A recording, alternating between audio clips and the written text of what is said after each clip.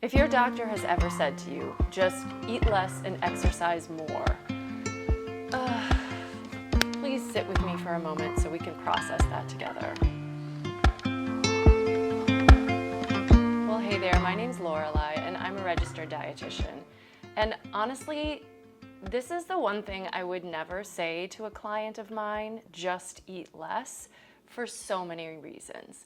Now, I know your doctor is very well-meaning. They are doing their best. They are trying to take care of you. So let's not be mad at them right now. Although, to be perfectly honest, I do sometimes get a little mad at the doctors. But whether you've heard them say that in so many words or not, just eat less and exercise more, I know a lot of the clients that come to me have been told by their doctors to try to lose weight. And I would say I don't think the doctors understand what they're asking. You probably would love to lose weight if it was that easy, right? Sad to say, but most women that I meet have at some point in their life thought that that was something they need to do. Now, this isn't true of all women, of course, but if you're watching this video, my guess is at some point you've wanted to lose weight. You've probably even tried to lose weight. You've probably followed guidance from who knows what sources, and maybe it's worked for a time, maybe it never has worked, or maybe it's worked for a time and then stopped working. But the majority of women have tried to lose weight and have struggled with trying to lose weight. So I think it can be just, to say the least, infuriating when your doctor tells you something like that. Like you didn't know, like you haven't already tried, like if it was easy, you wouldn't have already done it by now. And of course, a doctor is concerned about your health. And of course, so are you. And you're looking for ways to be healthier. So when the doctor says that to you, it can create feelings of shame, or do they think that you don't care about your health? Do they think that you don't care about yourself? Do they think that you haven't been trying to care for yourself the best you possibly can all this time? Do they think they're offering you something new? It's not very helpful. And here's why. I actually love when I get a client who probably does need to just eat less and exercise more. I mean, it does sometimes happen, and although I would never say so in so many words because I know it's not so simple to make that change, but oftentimes I can look and say, hey, actually, I think if you did change the way you were eating and get a little bit of movement in, you might lose weight. It might not be all that hard for you. Most of the people I meet, I actually look at what they're eating and they can't eat less. Like, I can't imagine them eating less and still meeting their nutritional needs. They actually sometimes maybe need to eat more. So there is definitely guidance I can provide so that they can start to eat better, but it may not always lead to weight loss.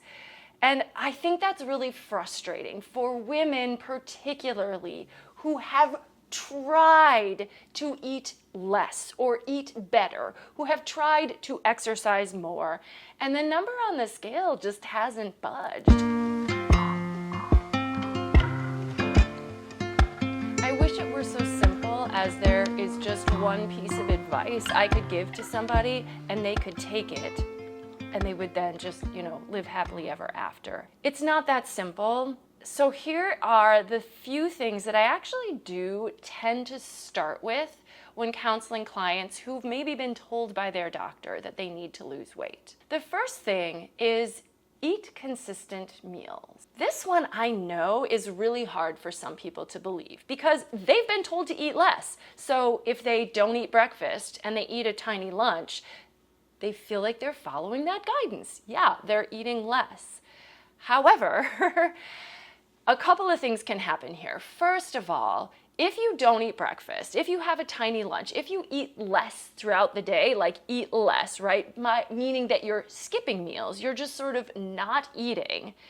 At some point, you are going to be hungry. And a lot of people that I speak to fall into this pattern where they eat no breakfast or a very tiny breakfast, they eat lunch, or sometimes they'll be working and they'll just skip lunch.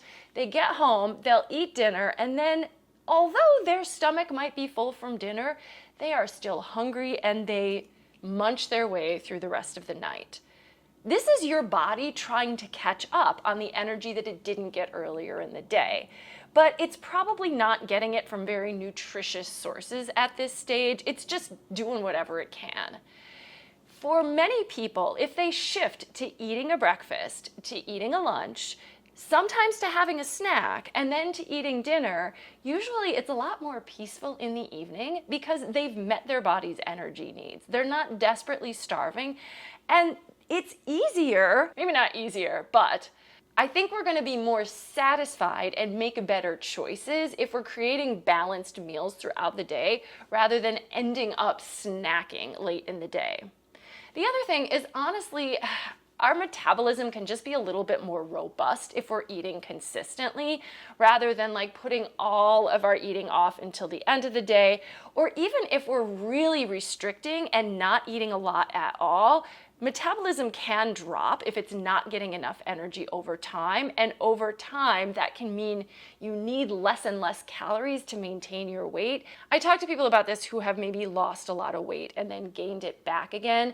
Oftentimes what happens if you lose weight quickly by eating too little, your body's metabolism drops. So then when you start eating again, your metabolism is lower, so it takes less to maintain the weight that you've reached. And it actually even takes less to maintain your starting weight way up here. So a lot of times people will gain more.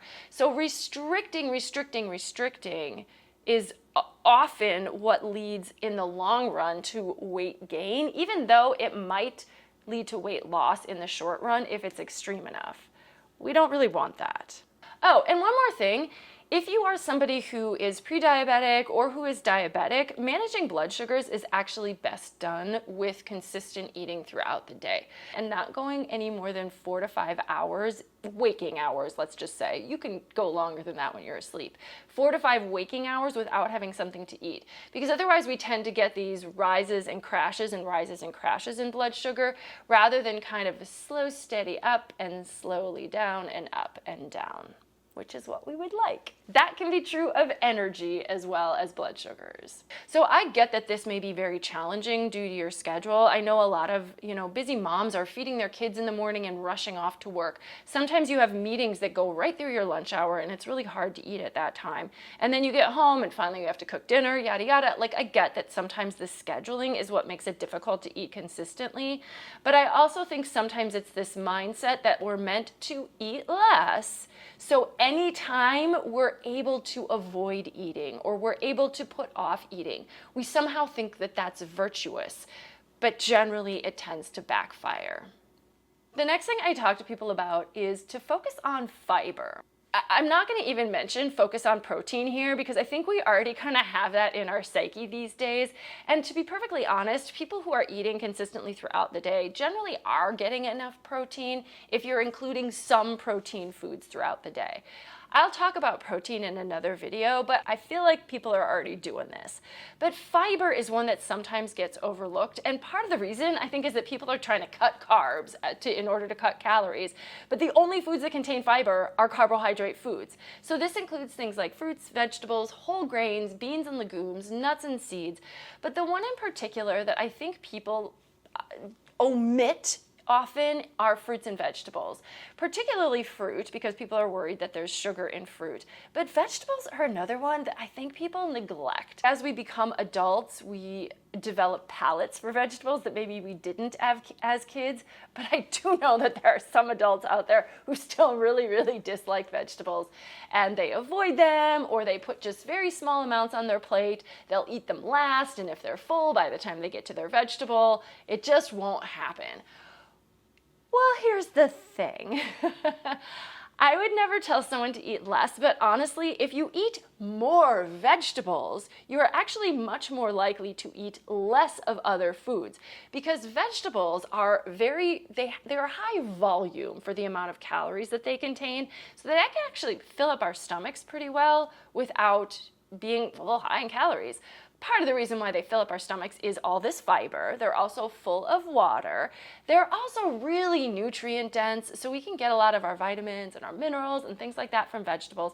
And yada, yada, yada. I know you know all this, and yet a lot of my clients are not eating their vegetables. So I know, I sound like a broken record dietitian, but eat some vegetables, eat some fruit. And this is someplace where I think it's really easy for people to start, as opposed to thinking, oh my gosh, I have to lose weight, I have to go on a diet, I have to cut calories. What if you just start adding some more vegetables into your diet and go from there? It's an easy step. You know you should do it anyway. It's not going to hurt in any way. So add something in rather than trying to take stuff out. Do that first. Down the road, it might be easier to cut back on other things once you're getting your nutrition from these really nutrient-dense sources. Next up, move a little. Yes, I know a lot of you out there are already exercising, so you can absolutely ignore this tip if this does not apply to you. But if you are not getting any exercise at all, exercise isn't going to be the thing that's going to make or break a weight loss goal, but exercise is so good for us for so many reasons. Now, that doesn't mean, hey, go out and buy a gym membership and promise yourself you're going to start going to the gym 4 to 5 days a week. That's a lot for most people.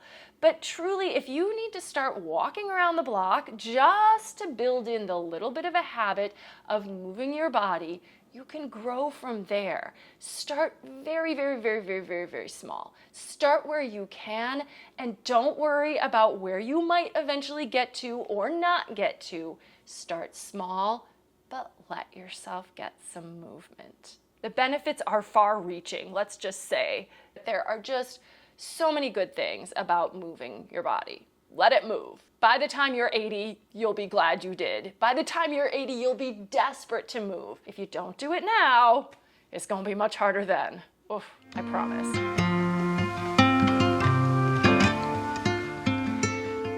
Here's the thing that really gets me. I think because so many people hear this message, eat less, you need to lose weight, they start to feel guilty every time they enjoy their food.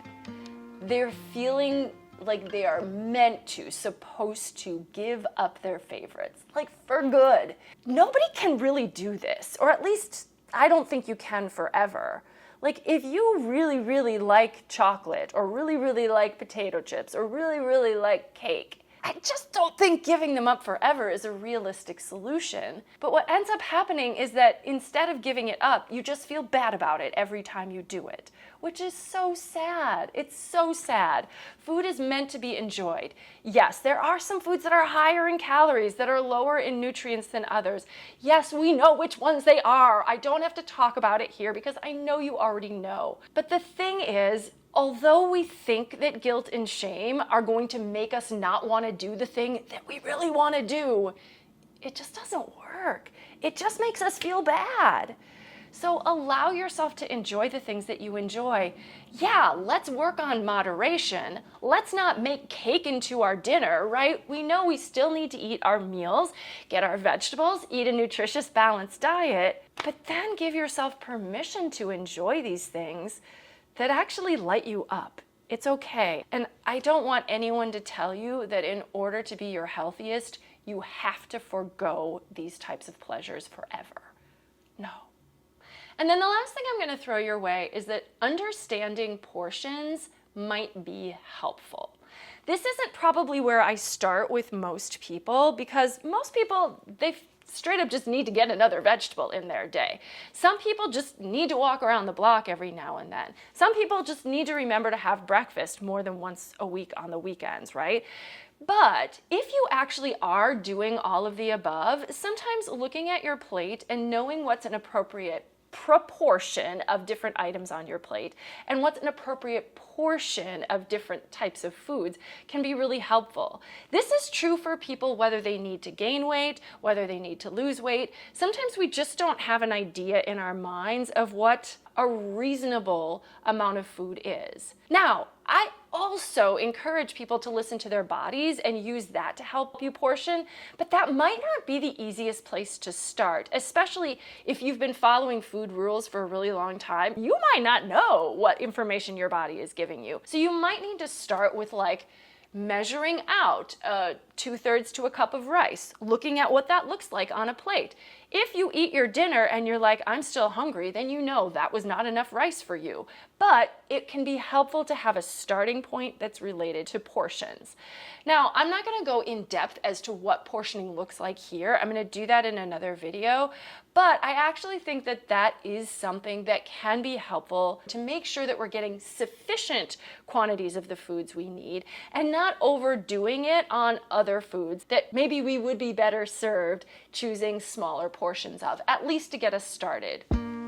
So those are the 5 things that I actually do like to talk to my clients about that I think are much more helpful and much more practical than just this idea of eat less and then you'll lose weight. So what do you think? Would you be able to pick one of these 5? Just start with one. I wholeheartedly believe that we build habits with small steps, and overwhelming yourself with trying to do everything or take on too big of a goal all at once is just going to leave you feeling defeated. So pick one thing, do your best, and then maybe move on to the next. Hey, if you have any specific nutrition related questions, leave them below. As I'm making videos, I really want to make sure I'm answering the questions of the people who need some support from a dietitian. I also do see clients in Illinois. So if you happen to be living in Illinois and you're looking for a dietitian, don't hesitate to give me a little shout down below in the comments, or you can reach out to me and I'll do my best to get you scheduled. I take a couple of insurances. Most people have dietary counseling as a benefit on their insurance. If you found this helpful today, check out this video here because I think this one's going to be of interest to you as well. Take care, subscribe to my channel if you're really needing some kind of down-to-earth nutrition advice from a dietitian who understands that these things are not always so easy.